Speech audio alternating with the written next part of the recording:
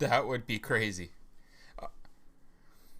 All right, everyone, we are going live. This is episode 16, the free Kirtaner episode. He is getting his video ready. We're going to move over to me, Mac, and Kurt here in a sec, but we'll probably go live with just a black screen for him for a few seconds. Sorry for the 10-minute late start. For all the people out there sending me well wishes for feeling sick, I appreciate it. We've done all the standard things like I can still smell and taste things, so I think I'm probably not too COVID-y here, but I know that isn't a perfect test, so we'll see how I feel tomorrow. But I'm gonna be quarantined here for the next couple of weeks just to be safe, because you do that. If you're wondering how I have any energy at all after being in bed for a day and a half, 5-hour energy. They should sponsor this show because it's the only way I get through being on camera. But let's go here over to video. Well, look at that. I see my show on his screen somehow.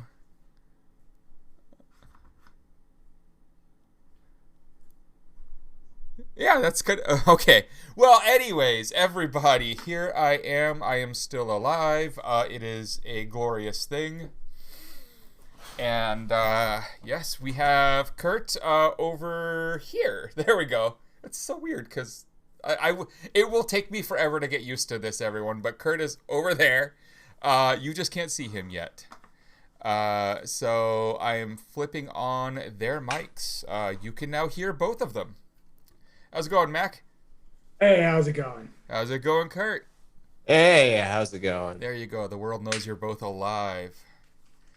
Yeah, it's one of those things. It feels like one of those just horrible flus. The fever was off the charts for hours on end. I couldn't move, upset stomach, like every symptom you could possibly list off for COVID, I definitely was there, except for I still taste and smell very strongly, so like I guess I'm okay. Who knows? If I had still been feeling as bad this afternoon as I did yesterday, I would have just gone straight and gotten tested right then, but I'll just quarantine for now and deal with it my own way. You don't have to go do all that extra work and put all that extra stress on the system if you don't have to. And I can quarantine for a couple weeks and it won't really change my schedule much. So, yes, a reminder from Zero Day that Punch All Nazis, which every day is Punch a Nazi Day, and every year is Punch All Nazis Year. So please continue. Thanks for the follows. Thanks for the cheer there, Joey. And look, it's a Kurt. He's alive. Hello. He's free, sorta. Well, free to roam the halls of Parler and off of Twitter. Yeah, I'm blown away at this sequence of events. What started from a fake Ron Watkins account, which led to the Wagyu beef hat, led into a breach of one of Parler's email vendors, which made the news, and the Ron Watkins trolling made the news, and then from there. Ron Watkins and Dan Bongino started screaming at each other in public, which was beautiful to watch and was such a magical shit show that it also made the news. And then suddenly I'm on Twitter and I'm laughing about all the chaos that I'm sowing on Parler or around Parler. Yeah. And I'm like, I'm killing Parler and it's fucking glorious. And then Twitter bans me. Yes, because killing and a corporate entity are, threats to physical people, like their rules say. So I'm making a Twitter competitor look like shit, and then Twitter bans me. And then that competitor asks you to come join and verifies you, bypassing all of their verification rules.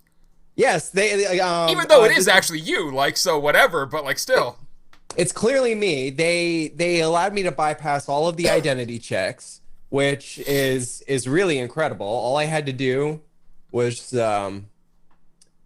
show them this lovely piece of paper here. Oh, fucking green screen. Man, your green screen tech is strong. Yeah, it is. I made a cute little doodle. Hugs. Yeah.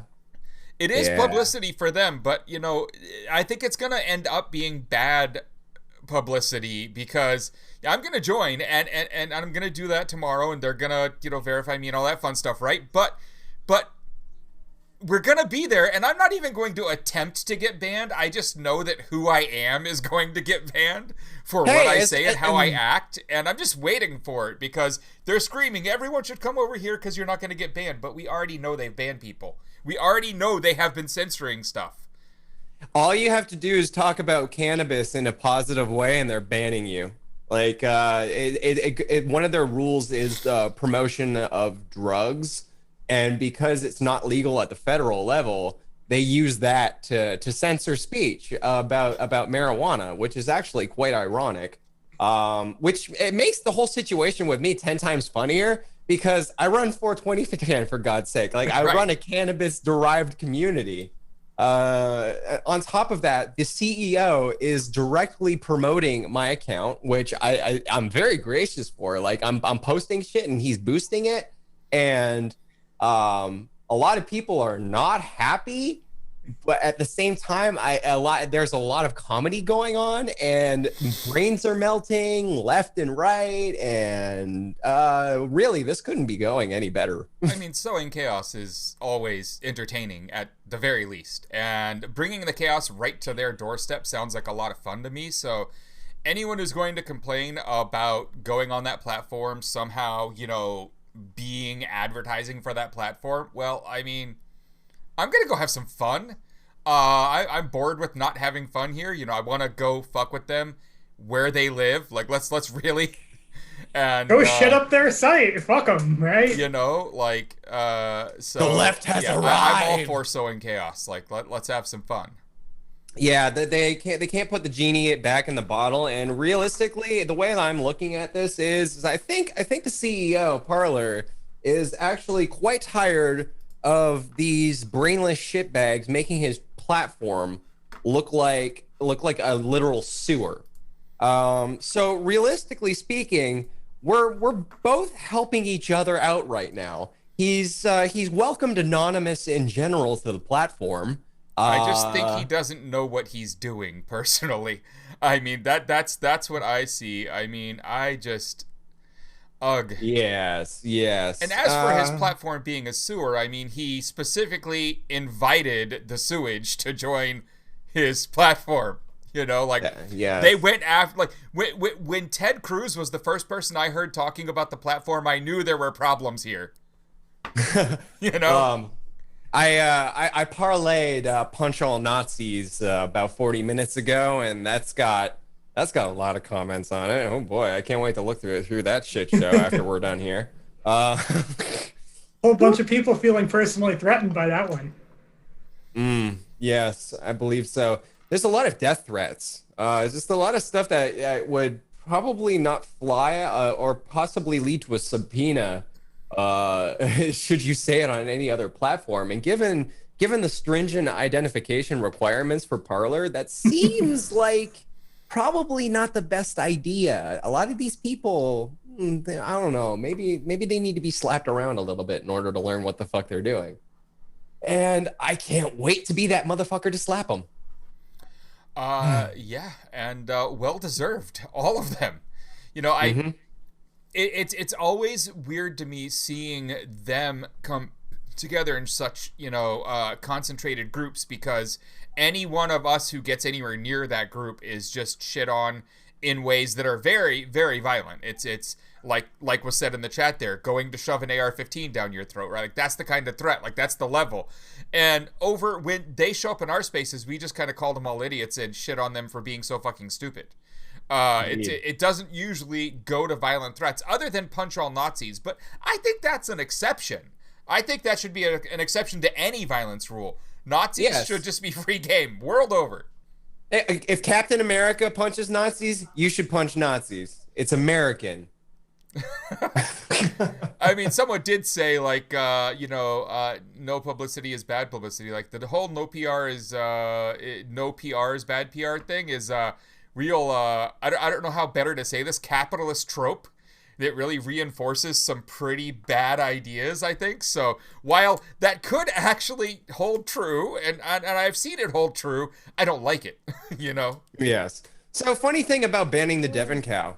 That's criminal. They should not have banned the cow for making fun of Devin Nunes. Secondly, the cow is all of our friend. Yes, the cow is wonderful. How can you hate the cow? Secondly, if you actually, it won't show you on the web UI, but on the mobile interface, when you go into your profile, there's a section for moderation, and it says in there, there's violation points. You gain violation points by, I actually have no idea. I don't have any yet, despite literally pissing everybody on the platform off just by being there. But it says in fine print at the bottom of that window that you are judged by a jury of your peers and not by employees of Parler. So it really brings into question all of the mechanics of how Parler's moderation actually works. I'm very curious on that. Maybe I'll ask John. That feels like it's open to brigading if what they say is true. Oh, just found out about Twitch from me on Parler. Well, you're welcome. Well, It's a fun Thanks place for coming over over. Subscribe to the channel, and hit that tip button. Yes. Right? Yeah, I mean, that's what I'm going to be saying to everyone who comes from Parler, and I'm going to be posting the hell out of it over there. We have a lot of very strange new friends coming aboard. Oh boy. Let's see how that goes. Yes. Wow. So, being drunk at this point seems to be quite fine, especially when we're sitting here talking about Parler. Wow. Thanks for the reminder. Oh boy. And John, look what you've started. Oh. All right. Where did I? There it is. Okay. I can put a little bit of flavor in here. So yeah. So the part that I always find hilarious about this, as I'm thinking about it the last few days, is you say that you're killing Parler, but it's a joke in reference to you're winning currently this battle. It's not. Yes. It's very much not a personal threat to a human being, or even like to some kind of group of humans, like a protected group or something, right? It's just literally you talking smack to a competitor of Twitter, to which you get banned. And now the one that you were talking smack about has you on board, and the actual CEO of Parler is now boosting all of your content over there. Yes. I don't 100% understand, but I also think it's hilarious. Yes, like literally none of this realistically makes sense. I did the equivalent of pantsing him, shitting on his doorstep, picking his locks, and shoving him over. And then he's like, "Oh, come on in," and invites the devil in through the front door. It's quite something. And not only that, but he is openly inviting Anonymous to come along. Gregg, as we said, Gregg is going to be coming with me to Parler. Don't know how long I last there. It's definitely not my crowd.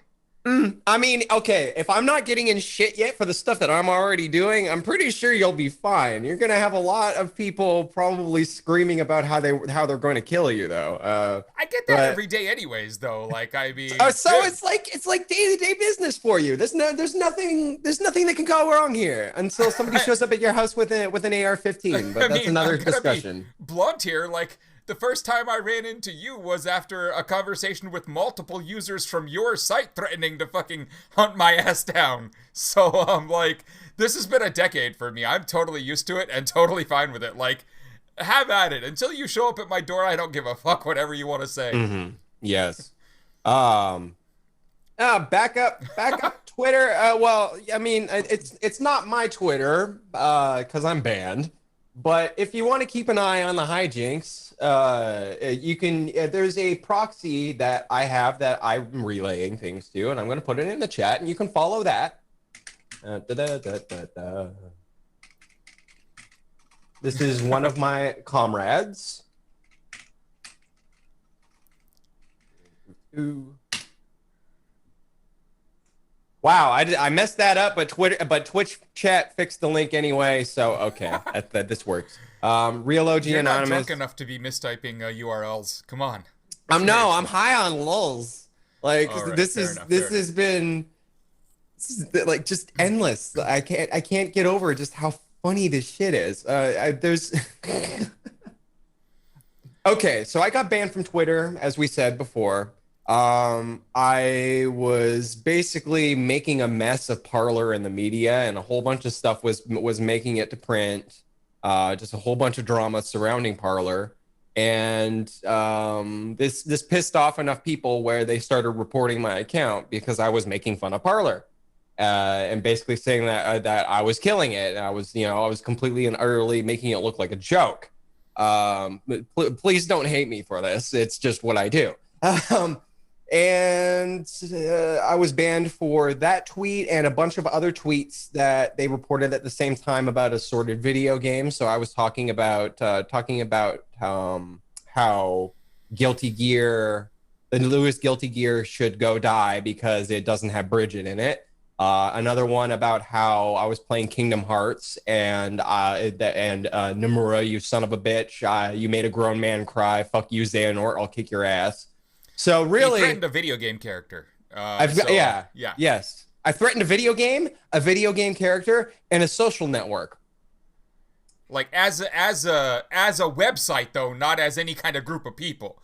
Yes. And then he got reported for threatening people, which of course he had not done. Yes. I mean, unless you really want to start having some argument about video game people being people, but we aren't there with AGI yet. We do not have any general artificial intelligences, so no, I'm not having that argument. No. And then from there, the CEO of Parler directly contacted and invited me to the platform. And who was I to say no to that? Dude, I get threatened on Twitter all the time, and I mean, I also don't report it because I just don't care. But a lot of other people do, and nothing happens to the people. Like, there was something personal about him getting that suspension, definitely. Yes, and that's not going into the whole thing where there's something brewing. I was informed that the VP of Twitter safety, Twitter Trust and Safety, Adele Harvey. She's been at Twitter for about 12 years, but 13 years ago, there was an incident where this little shitlord named Alex Worry trolled them into attacking me and my mother for 2 weeks. And this organization was called Perverted Justice, and they were the underpinning of the show To Catch a Predator. I've discussed this incident on previous episodes of the show. However, new information arose where the VP of Twitter Trust and Safety was one of the key members of Perverted Justice during the exact time period that they harassed me and my mother. And they were doing some really nasty shit to my mama. They were calling her at 2, 3 in the morning, making her phone ring off the hook, telling her, "Oh, your son's gay." All kinds of horrible, horrible harassment. And she had to leave her phone off of the hook. And I'm probably going to start making a lot of noise about that because my mother still isn't over that harassment. And knowing that the VP of Trust and Safety, which is supposed to be the organizational body of Twitter that is there to prevent harassment, was actually directly involved of harassment of me and my mother, that doesn't sit too well with me. Well, also the very idea that anyone thinks calling someone gay is an insult is like, I mean, that's a self insult. They're showing their true bigotry at that point. Yeah. I mean, it's a whole lot of shit. Adele Harvey was the source of the teen boy voice whenever they were doing their entrapment schemes. In case you didn't know. Good times. So Yeah. yeah, moms should definitely be off the table. That's the absolute last thing anyone should ever get to. I Yes, mean, I there would. are archived forum posts from the head of perverted justice, Xavier von Erich, specifically saying that my mother was a valid target. There's no getting around that. Like that's not okay. And No. they only called off the harassment because they realized that they actually didn't have anything incriminating on me because I'm not a pedophile. And they dug and they dug and they dug. And it only stopped when MSNBC or Chris Hansen or some higher ups intervened and told them, "Hey, you should fucking stop this. This is not going to look good." So they stopped. I had to keep my cell phone turned off for 2 whole weeks. Um, it was quite the shit show, and I'm going to take Del Harvey to task for this if I need to. I probably should in any case, but I'm waiting to see how things go with my Twitter suspension before I start going down that road, because the last thing I want is a complete and utter permanent blacklist from the platform. But it's quite something to unpack.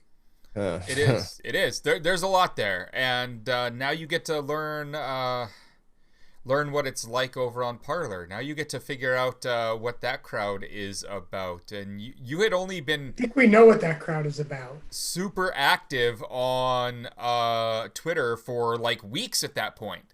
Like, I mean, you had Yes. been there, but like you'd only been like super active and like really interacting with big accounts and everything for a few weeks, and then Yes. this ban. Yes, exactly. It's like they wanted to shut me up, but that seems to have backfired on them, because now I have a strong foothold right in the center of essentially the people that wanted to shut me up, and I'm really wondering what they're thinking right now. uh, Lols is crazy. Like this, man. I don't even know what's going on anymore. It's just one thing leads to another, and everybody's laughing and having a good time, and all anybody really wants to do is shut QAnon the fuck up. It's great. So Chad is saying some fun things there. If Anonymous was really about protecting the little guy, they wouldn't, in free speech, they wouldn't be trashing Parler.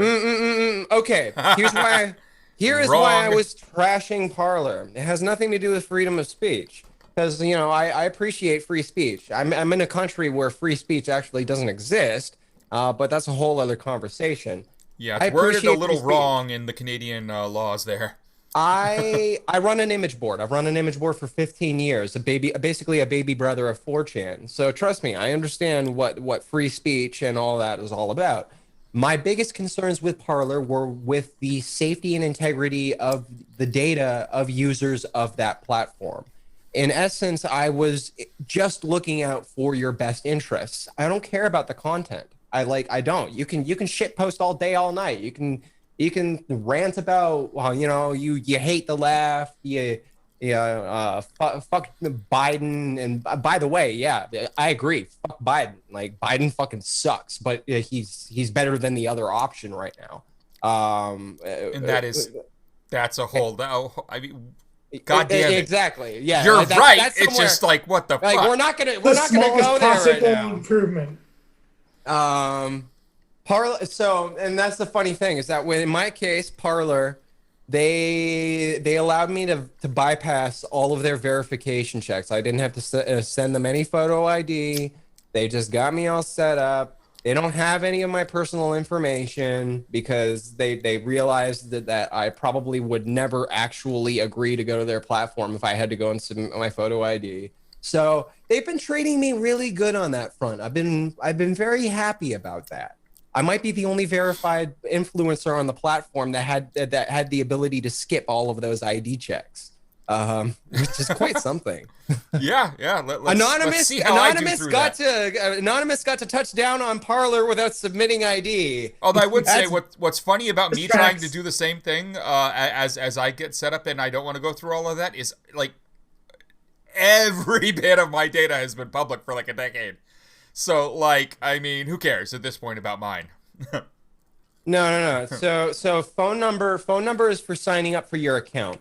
When you sign up for an account on Parler, you don't have a badge at all. And in the user settings, you can set up on Parler there are setting toggles where a person that isn't a verified user can not send you an image or a link. So like there are controls there to keep spam and so on and so forth down. So a phone number gets you in the door. From there, you have your red badge. For that, in order to get that, you need to submit both sides of your photo ID, and you need to take a video of you holding up your ID and blinking slowly. That gets you a red badge. Red badges are what we would generally consider a regular Parler account. So there's some confusion there with a lot of people that don't understand how that tiered system works. And I wasn't going to do that. They just set me up. That's fine.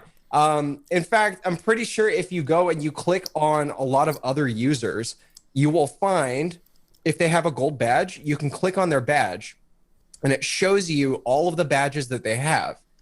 You will find that on mine, you will click mine, it will only say I'm a verified influencer. You click on another influencer, it will say that they're a verified user with the red and that they're a verified influencer. I have a very unique account.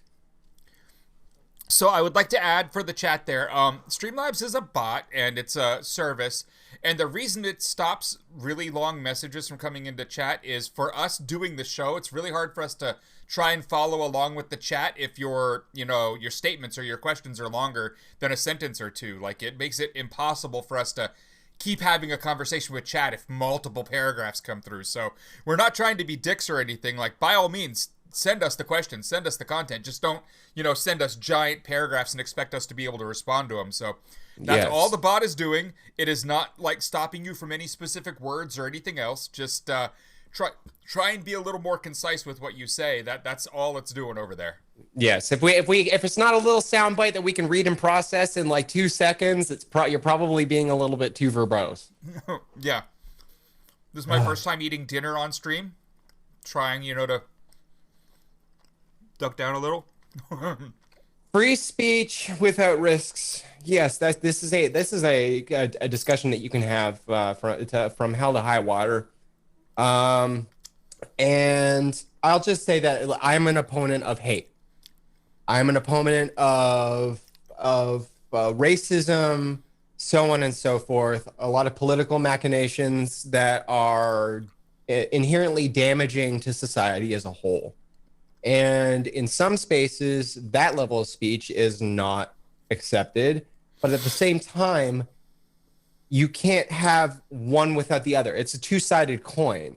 And it's a very tricky conversation. I will say that here in Canada, there have been politicians that have campaigned under the auspices of being anti-Jew, anti-Black, and they have been prosecuted during their campaign. They have been arrested, charged, and prosecuted for hate speech for doing so.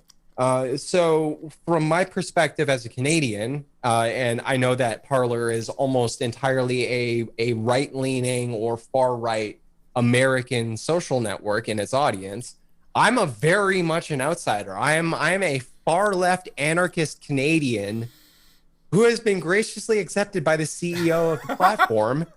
And everyone is very confused by this. I still like watching the people who are chatting on Parler about you being there, who are angry about you being there, and angrier that John has invited you with such open arms has been like what I needed today to have the energy to get out of bed and do this. Yes, it's really beautiful. It's like you guys want free speech? Well, congratulations, Here it snowflakes. comes. Here comes, the leftists are invading your safe space, as they like to say to us. Yeah, and I guess I'll try and say this. H. Vacratech 806 there. I completely agree with you. From the opposite side, like as much as you despise the left, I'm sure is as much as I despise the right.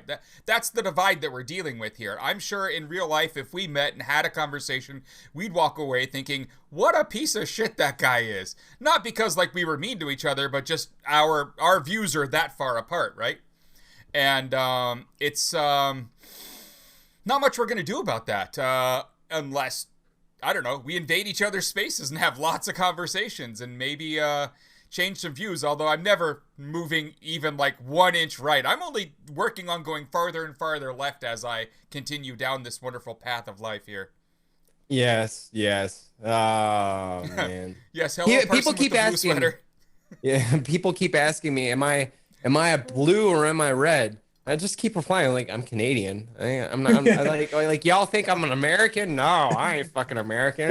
There's this whole world outside the United States. I get downvoted for saying I'm Canadian. Like that's what it's like over on Parler. I have Canadian friends who will downvote people from Toronto claiming to be Canadian. So, man, you can't really blame them. I've been to both Toronto and New York, and I don't see a difference. But like in other places in Canada, it definitely does not feel like America at all. I agree. That does not mean we can't coexist. And the whole thing that I'm trying to do right now is, now that I am in Parler, I am in the far right safe space, is I'm going to show them that actually we can coexist, and all the fringe voices that lose their goddamn minds and they don't have a proper attachment with reality and they can't understand opposing viewpoints. Well, maybe something's wrong with them and not us. Yep. That I can coexist with a Republican. I can't coexist with a Nazi. Exactly. They all need to be punched in the face. I'm in a lot of private chats with people that our political viewpoints are directly opposed. Like they voted for Trump. I know they voted for Trump, but they're also friends that I've had for a long time. And we have solidarity in that we're able to communicate our differences and not want to kill each other. And we just laugh and shrug it off, and we go on with our day and talk more about hacking shit. I mean, this is how it should be, realistically speaking. Not people saying, I'm going to go and murder some leftists and some blacks because I don't like them. That's the problem with society today. Yeah, it's literally about the violent rhetoric, the violent groups, the fringe groups, the QAnons, the insanity. Like, if you just for some reason mistakenly believe in trickle down economics and that more work is better, like, then hey, whatever, I guess, have fun being a Republican. But if you believe those, and you happen to be, a racist, a Nazi, whatever, like any of those types of things, then we have problems. I don't care if you want to, vote for... I mean, I do care if you wanted to vote for Trump, because he is literally a racist and everything else. I mean, everything that I've just said, he's all of those things and more. Yes. But yeah. Yes. We all hate Jack Dorsey at the end of the day. Yeah, we do. Fuck Jack Dorsey. I mean, he's done. I will say that he has done a lot of really good charity work, like pledging a lot of his money and fortune towards very, very good things, and having a public ledger of all of his contributions. Like I give him a lot of respect for that. That's something that billionaires generally don't do, and more should do. Instead of keeping all of their contributions private. Okay. So then we get into the more interesting part of that conversation, which is, one, billionaires shouldn't exist. Yes. And two, you can have these talks like, did you know Bill Gates, beyond all the other fun stuff that he's done out there, and no, none of it has to do with putting microchips in all of you through vaccines. That's insane. But he spent decades now pumping $200 to $250 million into the West Indian suburbs and all the towns there that travel back and forth with Africa a lot in order to put in healthcare to keep AIDS at a high volume, which was like 1 in 4 people at that point in, say, Somalia, from making the jump into the Indian population at that same rate. And I feel like, well, isn't that great of him? But then I also argue he shouldn't have enough money that he can afford to do that. So, like, damn it. Maybe if he didn't have all that money, they could just afford to do that themselves. It's just it's I don't know. It's like the Musk argument, right? Like because of the way capitalism works and the way our society is currently built, you have to have someone like him to give us both SpaceX and Tesla. It's how it works. I don't want him to control either of those things, and I'm mad about it. But at the same time, I want them both to exist, so I'm like, it's conflicting. Yes. And another thing that the Parler crowd is starting to slowly learn is We that the shouldn't need QAnon. billionaire saviors. That is No. very correct. That No, is you the way shouldn't. to put it. That is all money that should be going into social infrastructure at the very least. Like, the wage gap, the disparity of between the one percenters and your normal everyday person that's trying to eke by a living. Like it's gross. It's disgusting. It's an exploitation of humanity as a whole. And realistically speaking, a single billionaire's fortune is enough to give every single homeless person in the United States housing for the rest of their lives. That's not okay. Like that's a problem with society right now. And that housing already exists too. Yes, it's already there, unoccupied. There is Yes. enough unoccupied housing that is fully capable of being lived in, meaning all utilities get to this house. This isn't like, we're not talking about some random old village in the woods that's run down and used to be a mining town. No, we're talking about suburbs and big cities full of empty houses. There's tons of them. Yes. There was a whole thing in Canada with Chinese investors buying up all of the real estate that they possibly could. So now in Toronto and British Columbia, there are just thousands and thousands and thousands of homes that are sitting unoccupied because they were purchased by foreign investment and nobody can afford to live in them. So they just sit there dilapidating with nobody there. Like that's criminal as far as I'm a huge problem in major cities in a whole bunch of countries, including the U.S. and U.K. as well. Yeah, in London that's there's an all the enormous big problem. houses in London. Yeah. Mansions in downtown London are almost all owned by Saudi family members, by UAE family members.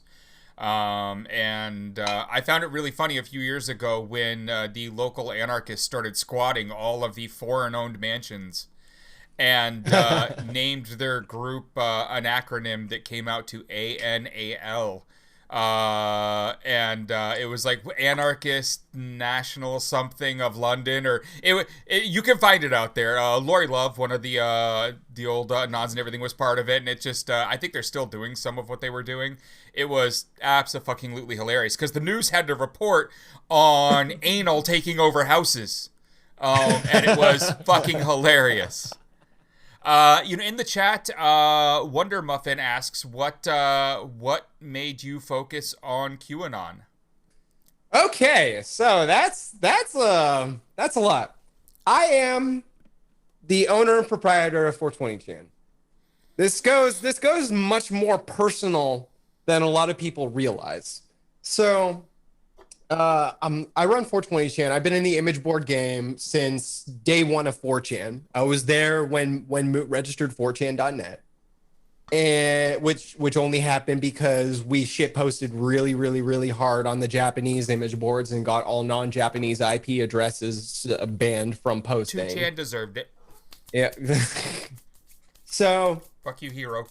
Yes. And in 2016, Jim Watkins did two things. He purchased 8chan from Frederick Brennan, and he stole 2channel from its original creator, Hiroyuki Nishimura, whose only fault was he was a single month late on bandwidth or on server bills, because Jim Watkins was the host of 2channel dating back to its original opening in the 90s. So he seized the domain, he took control of the servers, and then absorbed it into NT Technologies and Race Queen Incorporated. From there, he really seems to have no idea about the image board space. This QAnon happens, and then he realizes that he has a golden goose and exploits the ever-loving shit out of that golden goose, despite being a completely disgusting shitbag that is trying to erase a lot of his own past, profiting off of pedophilia type content. There might not be child porn, but he was definitely profiting off of the idea of child porn at the very least. I parlayed one of the articles from Mother Jones that I worked on involving some of this information. So in essence, he has shit all over the image board space, made a joke of it, not acted when people became more and more and more radicalized towards doing mass shootings, and has continued to not acquiesce and clean up his act. So I decided to take the matter into my own hands and show him that he messed around in a world he does not understand. And that is why I am going against QAnon. And that's outside the whole disinformation stuff and the fact that it's warping brains, destroying families, making child abuse investigations 10 times harder than they need to be. He is a bad person. He is promoting bad things, and I'm going to ruin it one way or another. So help me. That is why I care about QAnon. And those are all really good reasons, which all leads back to the question, is it wetyet.com? Oh my God. Because that's one of Watkins' domains. And, last week we talked a lot about having fun setting up your own right-wing accounts and watching as right-wingers just don't verify a damn thing, have no critical thinking, and just go with it. And so one of the accounts has finally been outed and switched its name and its identity and admitted to being one of us. And I'm going to link to the post that just happened because it's hilarious. While you go and get the link, I'm going to answer a question. Has Hiro ever tried to sue Jim? Yes. In fact, Hiroyuki has an active lawsuit against Jim Watkins in order to take back control of 2Channel. There's been information that Frederick Brennan has provided to me and that I relayed to Hiroyuki to assist in this lawsuit. This happened this happened probably about a year ago. Yeah. So my psyops are fake and gay. Are you kidding me? Come on, how are you gonna say that shit? My psyops are on point. I mean, look at me now. I mean, look at my shit that I'm fucking doing. I'm on Parler. The CEO and I are friends. I mean, how could this possibly be going any better? So that link I just put in the chat for everyone, you should all go check it out whenever you feel like it. But Kraken_Wood there has been retweeted by every single one of the big lefties in relation to the various lawsuits for the election and the fights for Stop the Steal and all that other stuff. It is growing from brand new account only weeks ago to 25,000 followers in under 3 weeks. From like 100 to 25,000 in 3 weeks. It has been retweeted by everyone. It has now been back and forth DMing with Sidney Powell, Lynn Wood, Ron Watkins, Jim, all of them. Even so much so that it was DMing back and forth with people who then were in the Oval Office last night meeting with the Fool. And it only took 3 weeks of playing around to get an account that large on the right, because they're all so dumb. Mm-hmm. That account is hilarious. No, I am not cracking wood, but one of our friends was cracking wood. Who is watching is Kraken_Wood, and yeah. So when we were joking the last couple weeks about you should totally set up right-wing accounts because they're this easy, they're that easy. Like that, there it is, right there. So even though that just happened, they will all fall for it again tomorrow. So like, don't don't think, oh, the cover's blown. No, it'll work again tomorrow. They'll fall for it nonstop forever. They're literally that stupid. Indeed. Yeah. Speaking about Jim, what is up with Bellingcat? Okay, I just got word yesterday from the primary author of the piece for Bellingcat that it has completed its edits. It's ready for publish, and it will be going up next week. So in the next handful of days, the Watkins email data that I pilfered is going to be out there. And I'm going to point out that they killed the server that these logs were pulled from, except earlier today, that server came back online. Roundcube isn't running anymore, but the logs are still there. They're still there on the server. You can go right now to that. After I disclosed it and they shut it down, they put it back up, and it's like everything up until the last moment of it shut down. It's all there. You can just go and pull it again. What the fuck are they doing? Like, these people are fucking idiots. Oh my God. Yeah, everything else is still working. Yes, Dr. Fifos, exactly. Like, I mean, when I was saying that, it was because we were literally doing it, and I knew I could still talk about it, and it wouldn't change anything. Like, it's just too easy. It really is. Yeah, there wasn't much activity. That is correct. But we were able to take another up-to-date snapshot that wasn't from November. So that is now also on the Wayback Machine. Oh my God, everybody keeps asking, where the fuck is Jillian? All right, I'll fucking put Jillian Hall back on. I'm sorry, I took the Snow and Jillian Hall away. It was a mistaken error. I was doing some code work and I needed to test things, and it kept blasting out my ears, and I forgot to put it back on, and I apologize. You'll get your horrid Christmas music back as soon as this show ends. VR Delight, you are sadly mistaken. Calling all right-wingers morons is like me calling all liberals low-information voters. Liberals are low-information voters. I mean, I'm sorry, but liberals, liberals are not leftists. The center. You're in a conversation here with people who are way far left of liberals.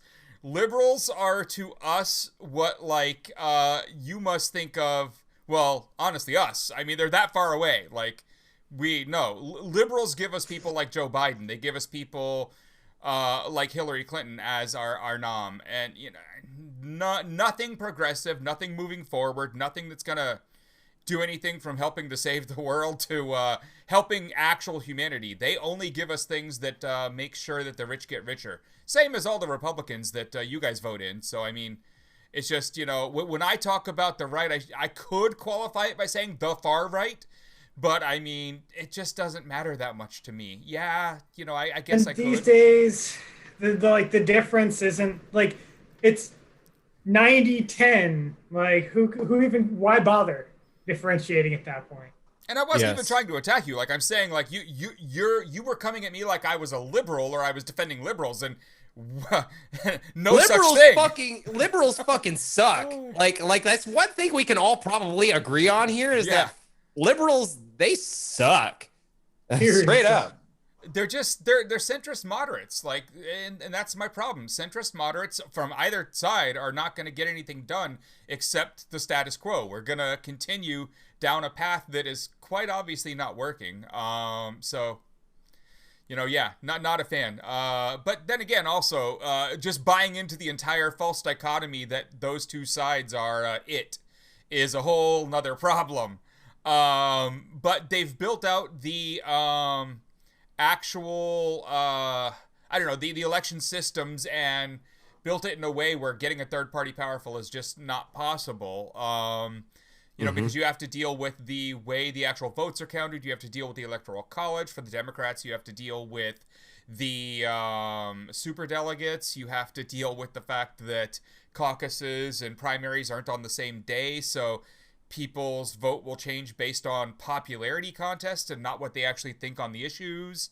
Yeah. You know, there's just a million things that could be done Who's for election the most reform. likable? Oh I mean, God. we need, yeah, just, to tack on to that, we need ranked choice voting, kill the Electoral College, and we need Citizens United to go away, public funding at a very small level for actual elections. We need term limits on anything that's electable. I mean, there's like 20 changes we need before a third party Redistricting ever has a reform. chance. And half of those changes require amendments to the Constitution or edits to amendments that the two parties in power aren't going to give us because it weakens them. So I personally am just sitting here like, fuck it. Yes. For God's sake, Velpies, stop shit posting in chat. God damn it. We're trying to do a professional show here. If you showed up without the shit posters, I would be insulted. All right. Yeah, I know. I get it. Thanks for all the follows, everyone. Exactly. Follow, subscribe, give this man some tips, so on and so forth. You have Amazon Prime, give him your Prime. Oh yeah, sub. the Twitch Prime stuff. I need to like write a page or something on how to do the Twitch. There's an add-on. There's an add-on. There's if you go into the Twitch stuff, like there's an actual thing that you can set up that reminds people in the corner of the video player that they have an active Twitch Prime sub that they're not using, and they can just click that button. So you should probably set that up. Well, guess what's coming next week, guys? A button. Yes. Somebody asked if we're if we're anarchists, communists, socialists. Personally, I'm a dyed-in-the-wool anarchist. There's no other way to go about it. I don't know about these other two. I'm a democratic socialist. Yeah, I'm a democratic socialist at this point. I find myself agreeing much more with the policies of countries like Finland and Norway than anything we've done lately. So they're a good start. It's a start. There's a lot more that could be done to improve them, but they have some things figured out. That I like looking at the countries where the population generally shows up really high on both the educational tests, but also specifically on the tests about just how happy they are as a population. Yeah, the World Happiness Index, stuff like that. The democratic socialist nations seem to crush those results all the time, and we don't. So yeah. No, you get a heart attack, you have to go in for a bypass surgery. Next thing you know, you're in debt for the rest of your life. I mean, that's not setting people up for happiness. That's setting people up for debt-related slavery, as far as I'm concerned.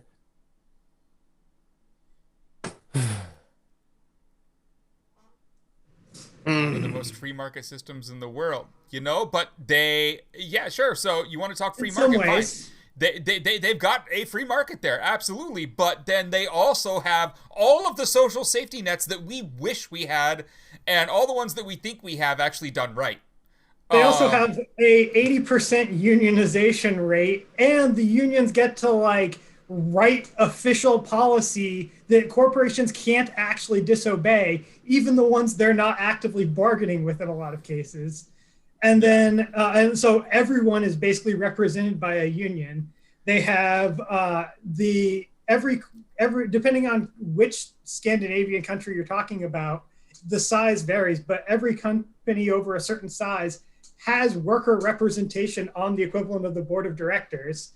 That is literally a socialist policy. That is very far away from what we have when we talk about free market. Our free market does not work that way. Our free market is how much money can we vacuum up to the top and then lie to them by saying it trickles down, which it never has. I mean, we've had decades of them saying trickle down, and it don't happen. It don't. So there's literally no math that shows that ever happening. Even the worst case where they try and lie to you and say it happens, if you actually look at the math, it still says didn't happen.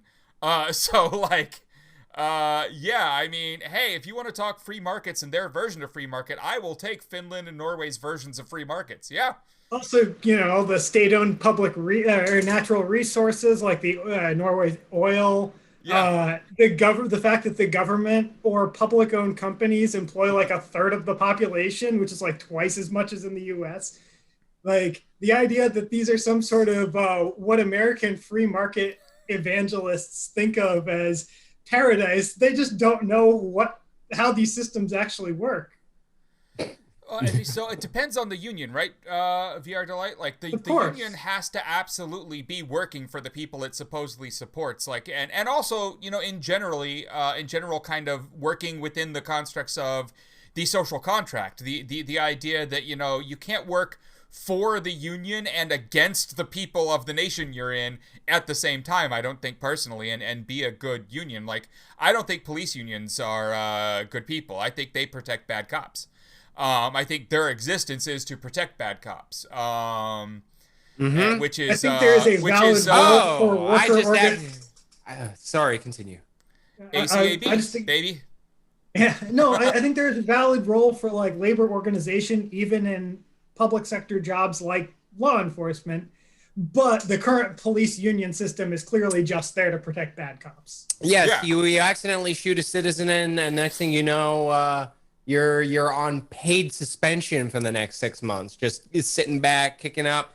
Like, where is the impetus to better yourself and your policing to prevent escalation from reaching that point? There's no none. Punishment, so there's none. Absolutely no punishment for bad policing. If there were good cops out there, like, you'd think they'd be really upset about this, because this puts them in danger too. Like, if everyone thinks all the cops are like that, people are going to be a lot more likely to just go ahead and go after cops. Yes. That's dangerous for everyone. It's escalation, and it's promotion of the militarization of police. When they make all police officers terrified of the citizens, that's a recipe for disaster, and that's exactly what is happening.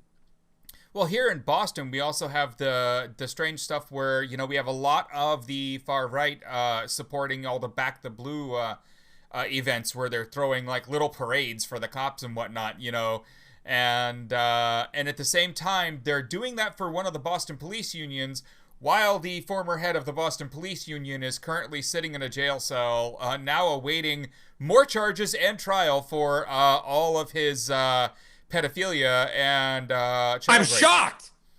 And I had a cop at one of the protests we were at standing in front of me, so I just looked at him and I asked, so what do you think of that guy? And his exact response was, well, I've known the guy for like 10 years, and I really think this is a setup.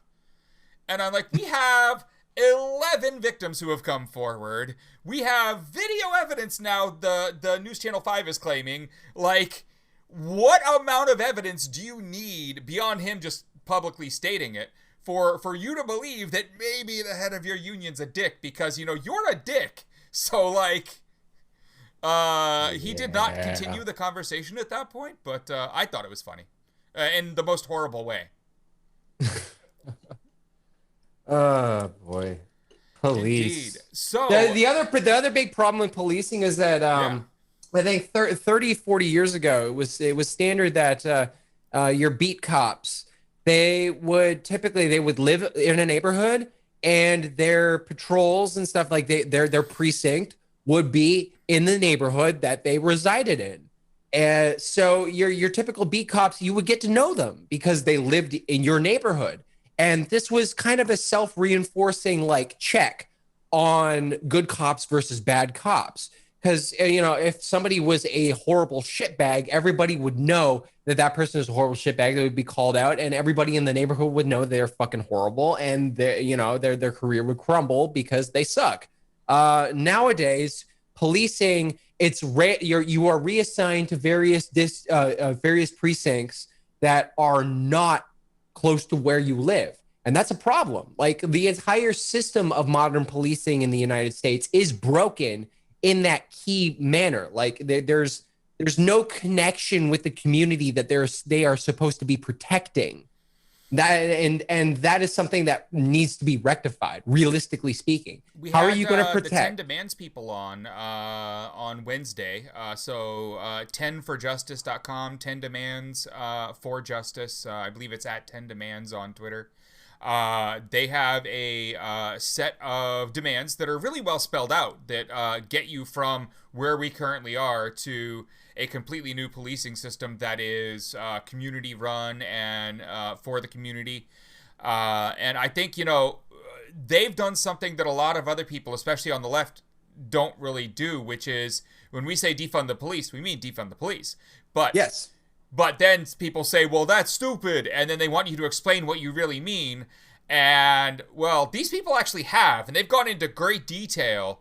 And so everyone who actually cares about the subject should go look at their stuff. It's really well defined. And it's stuff that you can start to take local action on. So I would say one of the very first things that is currently going through in a lot of cities already, like it's already being worked on, is find whoever's doing it or start doing it in your town. But getting rid of cash bail is the first step down this path. And it's the easiest step down this path, being that multiple cities have already passed it. So you've got a lot of precedent to work on. You've got a lot of past legislation that you can copy from. Like there's a lot.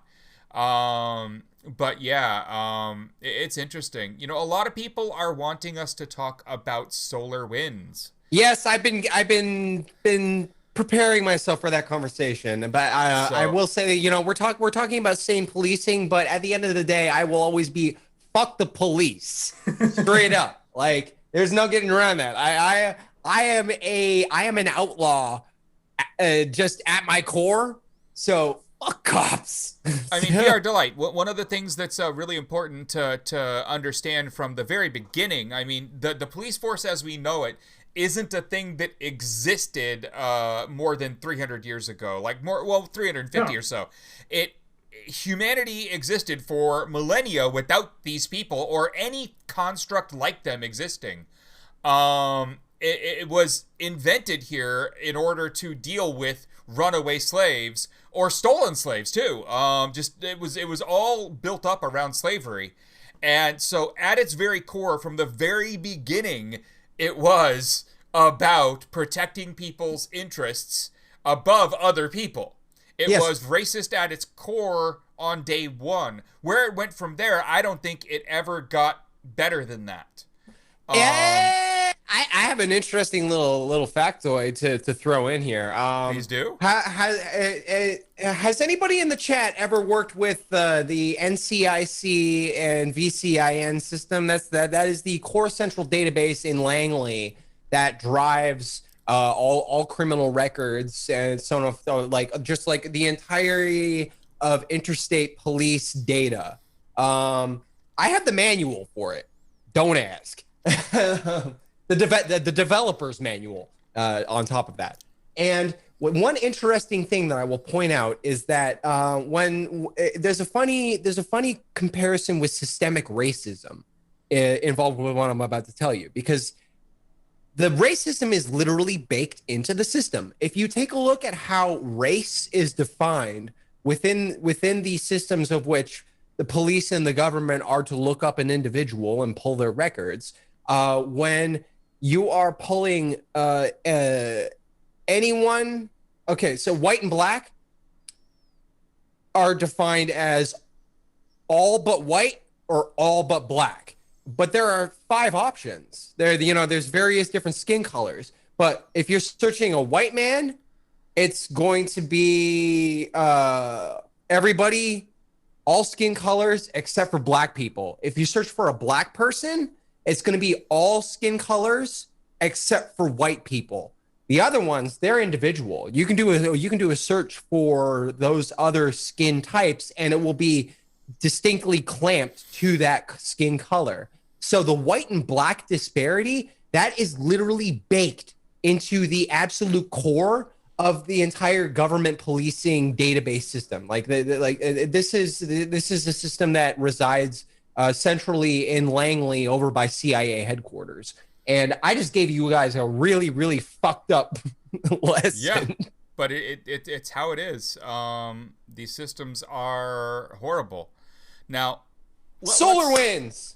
Let's talk about SolarWinds. So SolarWinds, for the people who don't kind of know what's happening here, a big hack happened at some point in the past. There are ideas from Microsoft and others about exactly when, but I don't know that I believe they're given dates. I also don't believe a lot of the hype that have been put into some of the article titles I've read, like Microsoft drops the nuclear option on the SolarWinds hackers. Like, no, they didn't. They added the signatures for those files into Windows Defender, and you're calling that dropping the nuclear option. Like, what the fuck, guys?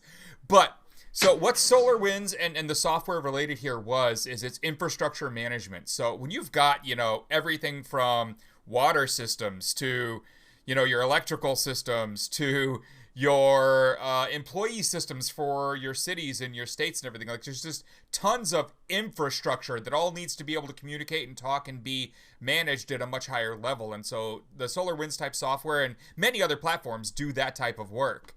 If you can get into their update system and then push out an update that is your code, you've won the game. Because for the most part, people at that level are only working with like high-level industrial companies and governments. And you are in some very special places at that point. So the problem is that like people are talking about this like, oh my fucking God, they got in an infrastructure tool. This is like the 20th time this has happened. This is not new this week. This is a thing. Like, I mean, remember the stuff that the movie Hackers, like the virus that was planted. I mean, sure, it was an inside job, but a lot of these happen to be actually. Yes. It was planted on the call is coming from inside the house. It was planted on their management platform that managed all of those boats. That was probably not a completely internally developed system. I bet they were using something akin to SolarWinds in terms of like the high level management of the whole company, tied into ERP systems, tied into CRM systems, and so on and so on. So the hack itself was not that unique in terms of style. Like people have gotten hacks into all kinds of update systems. People have cracked multiple different infrastructure systems, industrial control systems that have allowed them into government systems. So all these things on their own have happened before. The scale of this one was interesting. The timing was interesting. The systems that they actually seemed to pay attention to were very interesting. Like one of the patterns you can see is once you get into a system like this, you've got thousands of companies and government agencies you could be dealing with, right? You could go for that one or that one. And when you see which ones they actually focused on, where they spent time in those networks looking for information or exfiltrating data, you know who the real targets were. But I will also say that 90% of the time, those are targets of convenience. So when I've seen hackers get into systems of this type where there's just a general, here's the average list of consumer for this product, they wait and see who it's installed on, who gets the update, and then it just builds a list, and they scan the list like, oh, that one's neat, and they kind of put a little checkbox next to all the ones that they want to go play around on that network. So for me, this was horrible that they got into all of these systems, but also completely expected.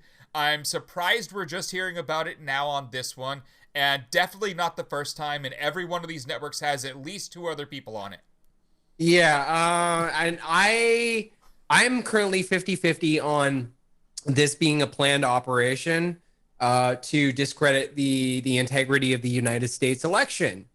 I don't know. Like, there are many potential paths that this entire SolarWinds incident can go down. It could have been planned so that Trump has an excuse to start a government insurrection through an emergency order. It could be Russian. It could be Chinese. It's probably Russia. Like, but I'm not discounting all of the potential paths that this has gone down. And it seems to have happened at a very, very critical and crucial time, which is highly suspect. The firing of Krebs leading into this, there's a lot of questions that I have about the integrity of this entire situation. That's all I'll say. Well, and in the chat, they also, were very clear. And yes, Dr. Ivanway, that is my response, that capitalism is indeed a joke when it comes to stuff like this. Because this happens often enough that we should have, like, a different law specifically, like, specified about, so your company got hacked, all stock sales from employees are currently on pause. We don't have that. Instead, they rely on the various laws that are about insider trading, insider information, public interest, and there's like 50 ways they come at it, but there's not one just specified, so your company was hacked, and you're announcing it tomorrow. Like, I really want that language added, because then the people at SolarWinds and 100 other places would be in trouble for this. Because they'll hold on to the information until they can sell at the right price and then tell everyone they got hacked and not get caught for it. And I think... How isn't that insider trading? You know, because the right people made money. What the fuck? That doesn't even you just take a look at it logically. Like that should be just covered straight up under insider trading. That doesn't even make sense. For the most part it is, but I'm just saying tighten up the language a little, you know? You know, who do you think wrote the laws against insider trading? Yeah, I mean, at this point, the kind of people that are also going to be doing insider trading. Yeah, one of the big fixes is a lot of the bills that are being passed around. Like AOC has, you know, the one that she's working with to make it where people in the Senate, people in Congress cannot, you know, buy and sell stocks anymore. And I think that's important.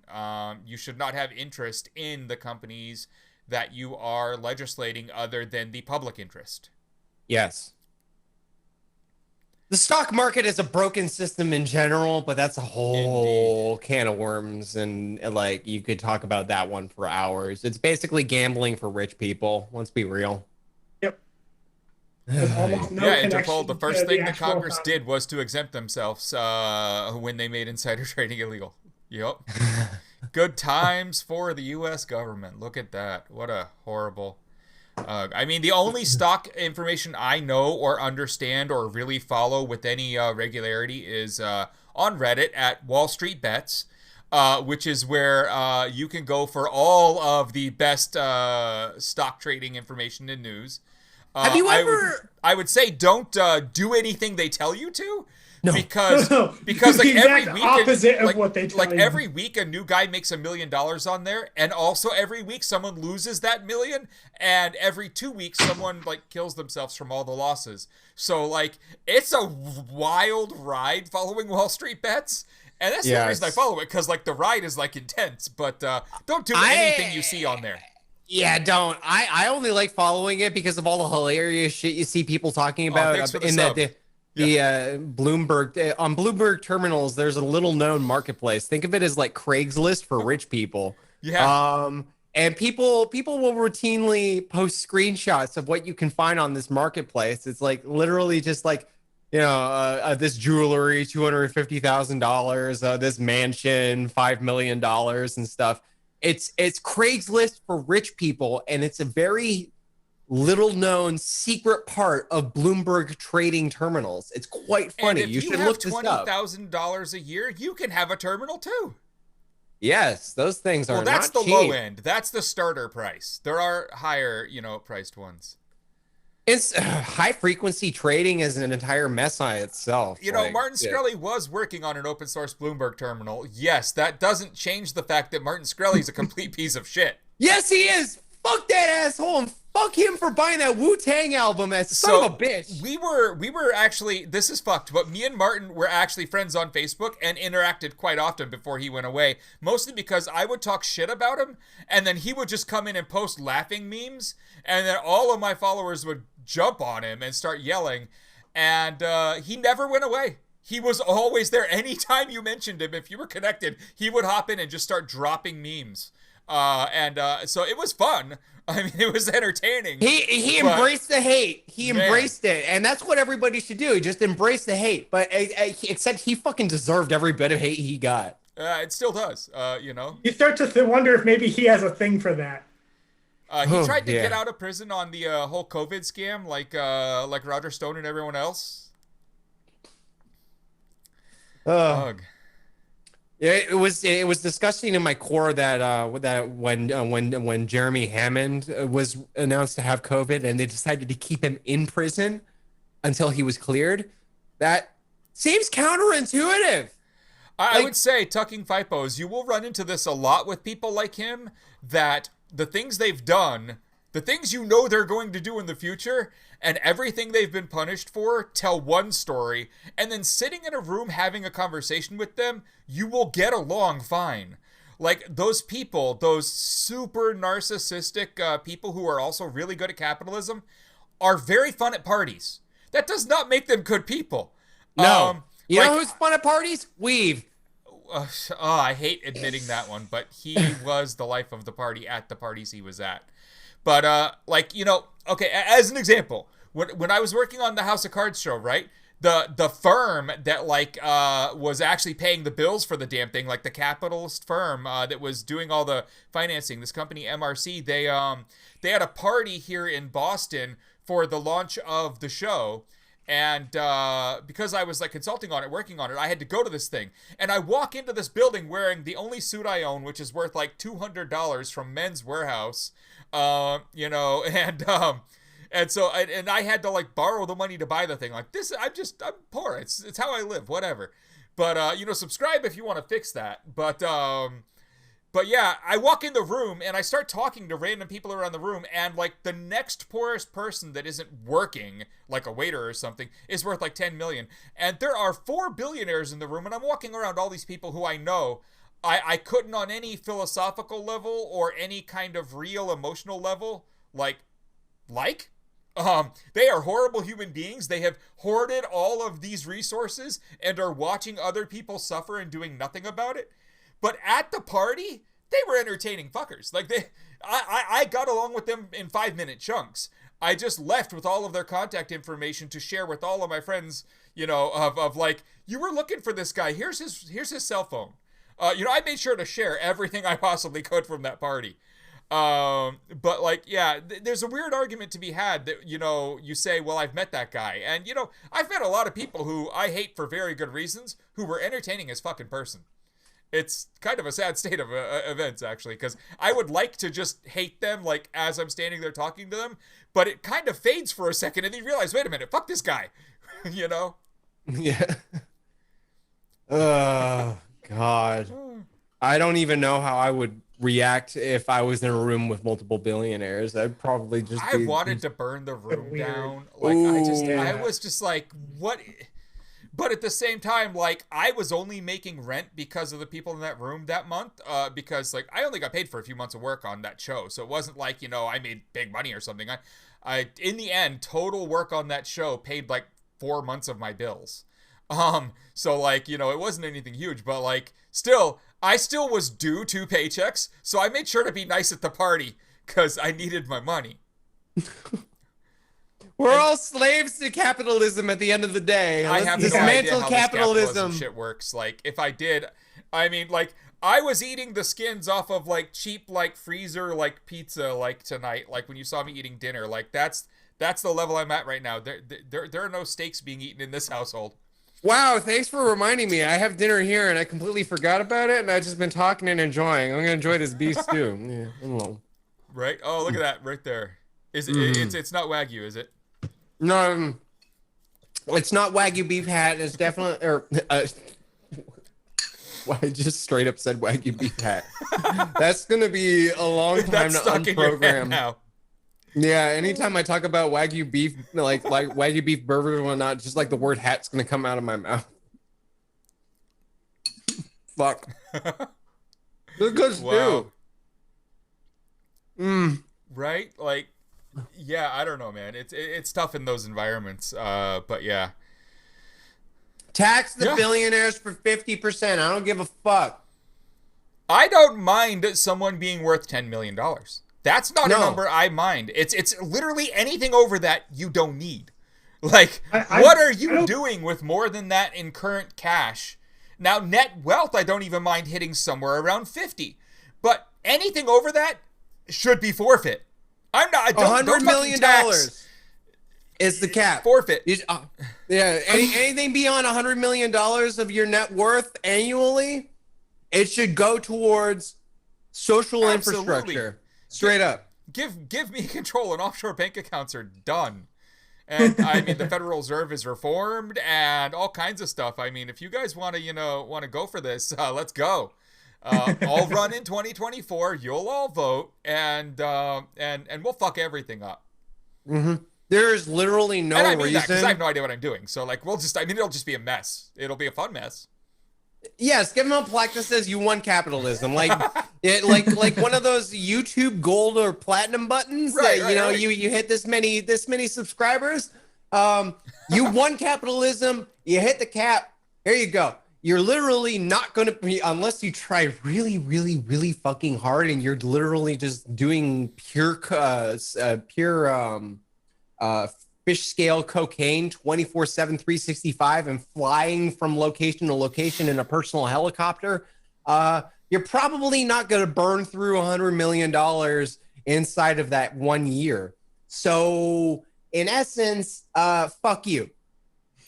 You know, and this is something I want to say for all the new people in chat who haven't been here before. Again, you will see me look down over here a lot. That's because I can see a lot more of the chat over here than I can in the center of the screen. So whenever you see me looking away, it's because I'm actually reading what you're typing.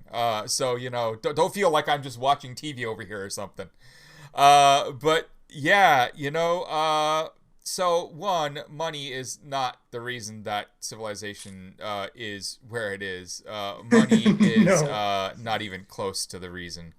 And anyone who wants to talk about farming being the reason that we started clumping in groups and all that is also horribly wrong. The science is quite clear on all of that. But anyways,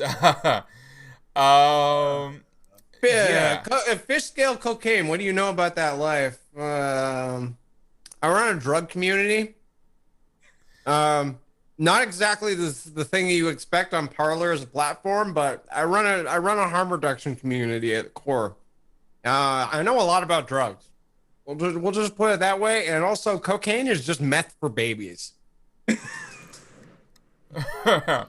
You know, like every show, he says at least one thing that makes me reconsider uploading this to YouTube.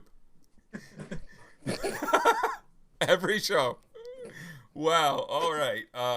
Yeah. How about that? And this is what it looks like without the glasses. I am blind.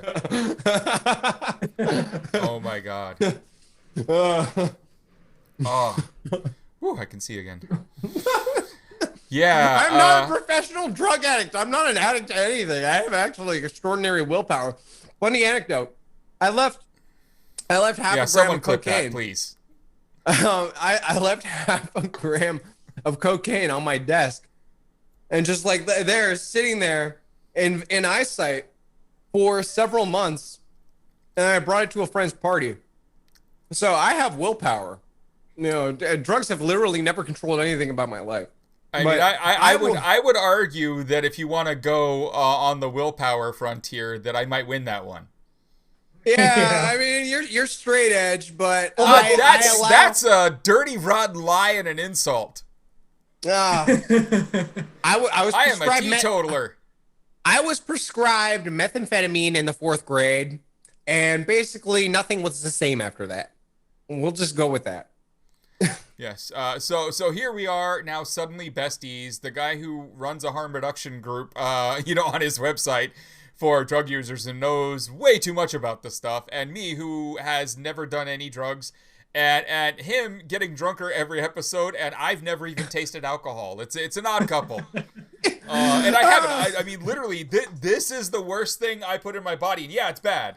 But I mean, it's like, you know. That shit rots your bones. I'm down to 2 a day, which is better than I was 10 years ago. Yeah, you gotta get off of that shit, man. I'm working on it. It's killing you. Everything else is water now, which is surprising. I mean, Mac will tell you that's funny. That's good. But I am finally drinking a lot of water. Yeah. So water is good. Chat. We've talked about SolarWinds. We've talked about Parler. We've talked about beef. We've now talked about drugs. And we now know all about Jillian. You know, I'm still feeling like I have a little energy. As you might all remember, I went into this feeling still pretty bad, but I've got a little energy left. So, is there anything specific you guys want to hear us talking about? Anything at all over there? I know it's weird. I'm gonna quickly say it one more time. The only reason the music isn't there is a development error. I'm gonna put it on as soon as the show ends. There's one for you. And actually, I'm going to share this link with you. It is Jillian Hall's Christmas album, except it's a cappella. I made this myself. And if you want to torture your family or friends or really anybody you really want to torture, you can download this and I don't know, maybe cause a little bit of psychological terror on anybody you wish. So there, right there, cdn.420chan.org/Jillian. There is everyone. There is the A Jingle with Jillian album by WWE and professional wrestler Jillian Hall, without any music backing it. So just her horrendously awful voice crooning. Have a merry little Christmas. And by the way, it sounds worse than my impression. I want none of this. Yeah, I'm past clicking that link, but I might pass it to a few people. No, trust me. You want to listen to it. You also want to listen to the original. I'm looking up. Yeah. What are you trying to tell me to look at there? Calais 4444? Calais? But yeah, in the chat, people have asked about the penetration testing devices. Oh, yes. When I have a little bit more time available to finish the prototype, that will be a Kickstarter. I am going to make the anal fissure. It is going to be a real goddamn thing. And then we are going to have the most intimate physical penetration testing engagements you have ever seen. So if you like this kind of thing with the music there with Jillian, where people only have the voices, I would recommend the worst thing you could possibly listen to besides Jillian in this vein is to go back, and it's all on YouTube, and you can look up David Lee Roth, all of his Van Halen vocals without the music. The man cannot sing at all. And also, the stuff that you think you might be hearing, the words that you think you might be hearing, you will realize he didn't say any of them, and he's just mumbling the whole time. It's horrendous, but also something everyone should put themselves through at least once in life. Do I know any Russian hackers? I do not know any Russian hackers as friends. However, I will say that on my perusal through the seedy underbelly of the internet known as the darknet, that I have solicited free load tests and penetration testing by calling Russians a lot of very, very insulting things just to make them mad. If you ever want a free load test, just insult Russians on the darknet and they'll get you going right quick.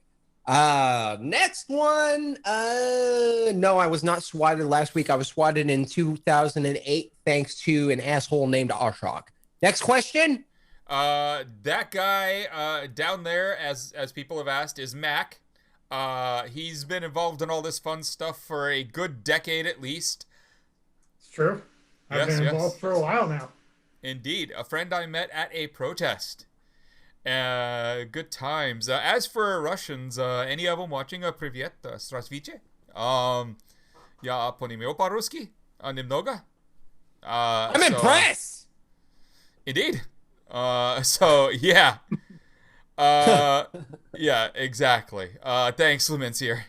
I love it. My Russian is rusty, but I used to be a little better with it. If I started to work on getting conversational again, I think I could. It's kind of like Japanese for me. I used to speak it very conversationally, but I haven't tried since like the mid-90s to be just absolutely daily conversational, so I've lost a hell of a lot of it.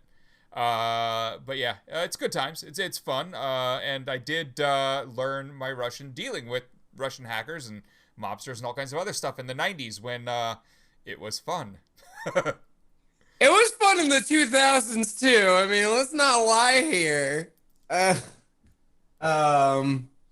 Realistically, it was fun up until, I don't know, maybe 2012, 2011. That's a lot of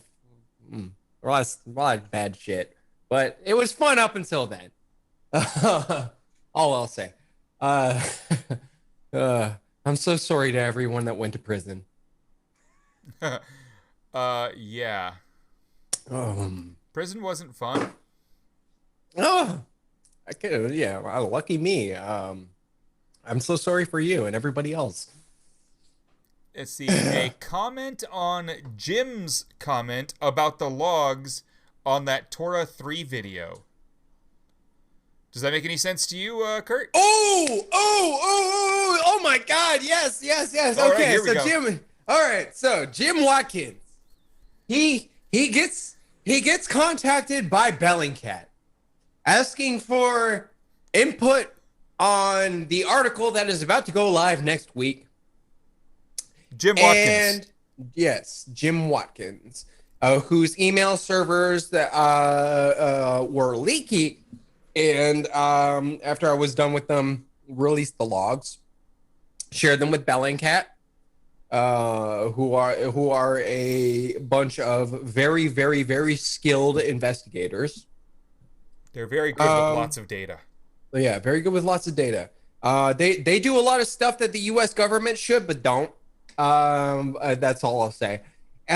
So he made a statement, basically saying that I was cyber stalking him, and that basically I'm an unhinged individual, and I'm not gonna confirm or deny that. I mean, I have my moments, but they're very good moments.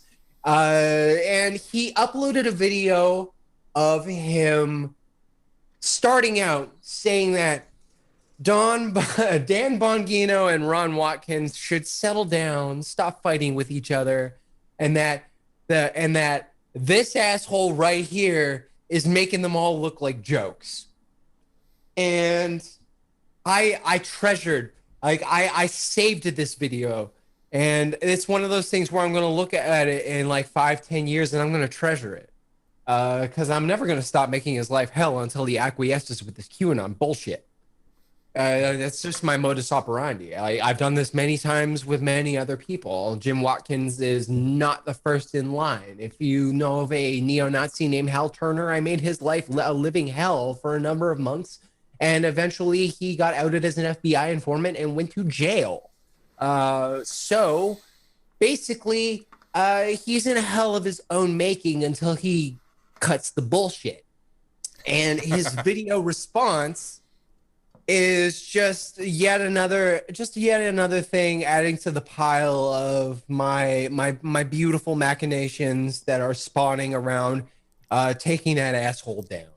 And he's really fucking creepy. If you ever go and take a look at any of the videos that he uploads on his network, Tora 3, the Tiger Network, you just take, let me put it this way.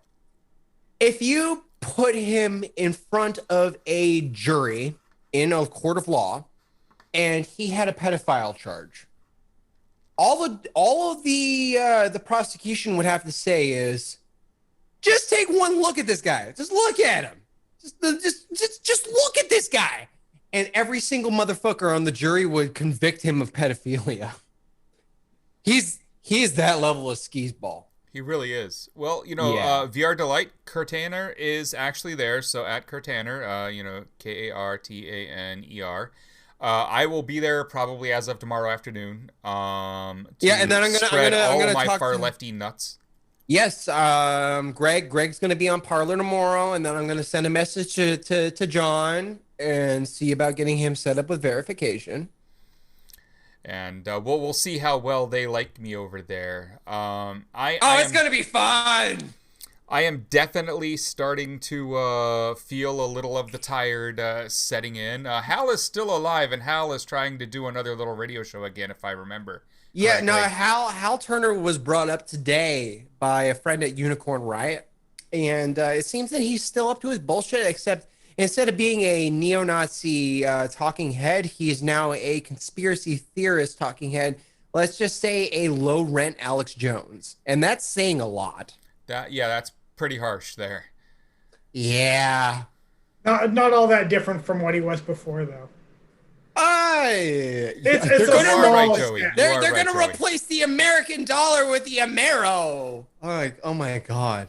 Oh my Wow, God. that motherfucker. That's a throwback right there. Haven't heard that one. Wow. The fucking Amero. You go back and you dig through the archives of the Hal Turner show, you'll see a lot of complaining about me and calls for people to show up at his house with guns to defend themselves from these Canadian leftist hordes that are man, it's just Hal Turner and we got some real history to the point where in 2016, when I found out he had a Twitter account, I tweeted at him. I was like, what's up, homie? You're on Twitter. How you doing? And this is after I ruined his life, ruined his show, ruined his marriage, outed him as an FBI informant, and got him in jail. The only thing he could muster at that point, many years later, is, Kirtaner? Hey, dude! I love that. Oh my God! It is, I made a neo-Nazi afraid of this motherfucker. When his email spool got hacked, that was still my favorite. Like, of all of those types of hacks, like, just I stole his domain names and redirected them to 420chan for 2 days. It took him and then he stole one of my domain names, not 420chan.org. He actually took that off of me through some similar shenanigans. So I mean, it was fair play. I'm not mad at him for doing it. If you watch the We Are Legion documentary, one of the things that I said in there that I was really glad he left in was that Hal Turner was attacked as hard as he was, not only because of, you know, him being a horrible Nazi, but because he didn't, like, run away. He fought back. And that he fed the trolls. And he wasn't good at it, so it was just so entertaining. He is the prototypical lol cow. In essence. Oh, man. Oh, I got some good fucking memories of that. Right? There are threads on the VNN forums, that's the sister community of Stormfront, a major neo-Nazi community, and these posts are still there. With the neo-Nazis there, they were essentially so terrified of me that other people, I went there to post straight up, and I was like, yeah, I'm making Hal Turner's life hell. Fuck you gonna do about it? And people were being rude to me, and all they could muster was everybody communing amongst themselves, being like, "We should show this man respect. He is a warlord of another tribe and worthy of respect."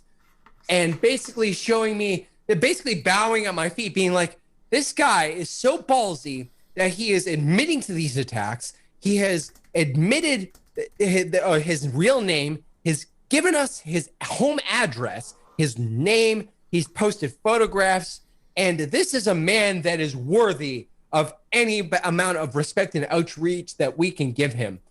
These neo-Nazis thought that they could turn me and like convert me and stuff, and I'm there like arguing with them about Adolf Hitler and all kinds of shit. And really, it was a whale of a time. And all of these posts, they're still there. You don't have to go into the Wayback Machine. You can go to VNN forums and search Kirtaner, and you will see early to like January and February 2000 and stuff of some real fucking funny anonymous history. And I implore you, go and look and laugh at how I was just like, "Hi, yes, I'm the motherfucker ruining Hal Turner's life. Ask me anything." I did an AMA on a neo-Nazi forum while I was ruining Hal Turner, and it was quite the event. They were not eventually happy. Actually, they were happy because Hal Turner, at that point, we got him so spun up that even they were sick of his bullshit. And they were basically cheering Anonymous on to fucking destroy him by the time I was done with it. That was a lot of fun. Oh, yeah. I am feeling it, chat. I think we might raid someone else now, unless Kurt has any other topics to go on here. Have I ever been deceived by someone you thought was on your side? I mean, not really. No. I'm pretty good at sussing out people that are trustable or not trustable. There's been collateral damage and there's been incidents like when you're like really, really, really deep into the black hat shit, especially 13, 14 years ago, you know, personal arguments eventually turn into your servers being rooted and everything being deleted. And that was just par for the course. So, and then like 2 weeks later, you're kissing, you're making up, and you're all going and laughing and having fun and ruining shit together again. That's just how the culture was back then. So no, I can't really say that I've been stabbed in the back ever. Not like that. Not like that. No.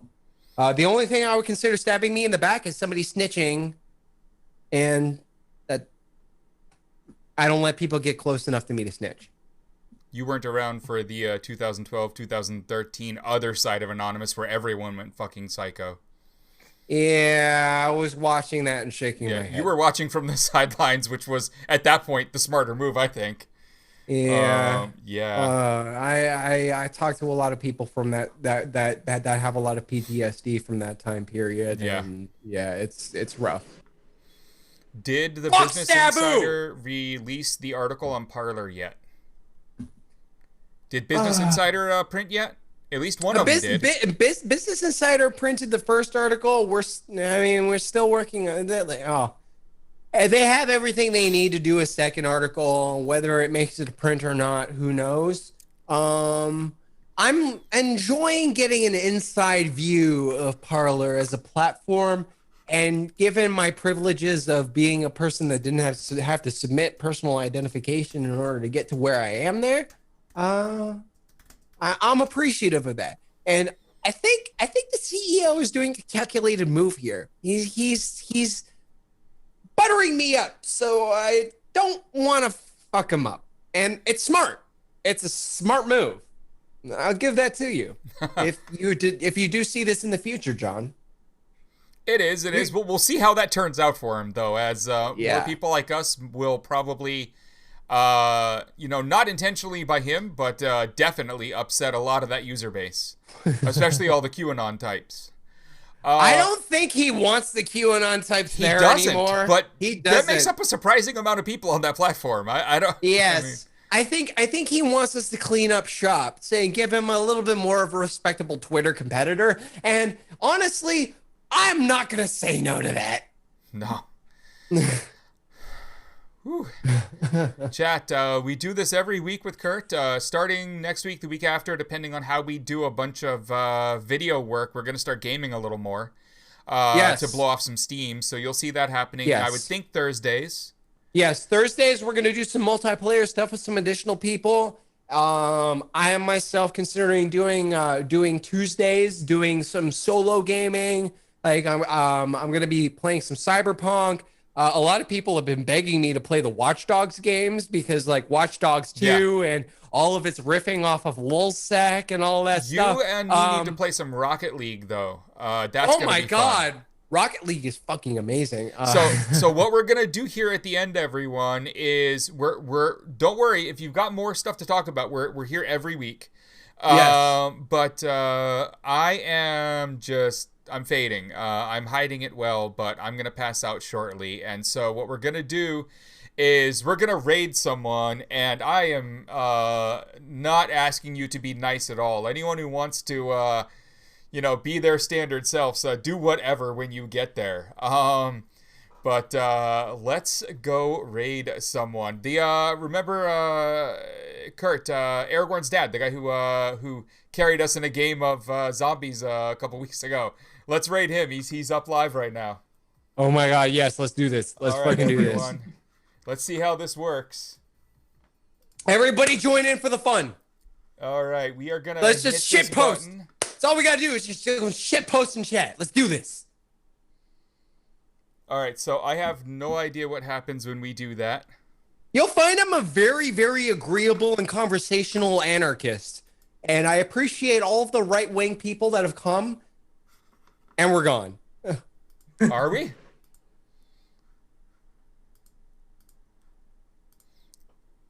I just do not know how this rating thing works, so I have no idea if I'm still streaming, if I'm not, if...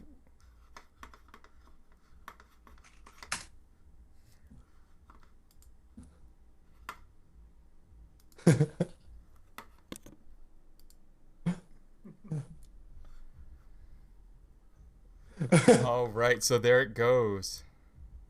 So can anyone in the chat still see us, or are we just recording?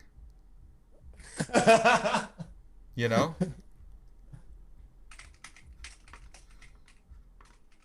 All right, everyone. Well, if anyone does see this, I'm guessing he just said "cum dogs for life." Of course. I think if anyone can see this, they're going to see this at the end of the YouTube there. And thanks for sticking all the way to the end. I'm going to end the stream here, but I'm going to keep these two on Zoom for a sec. So off we go.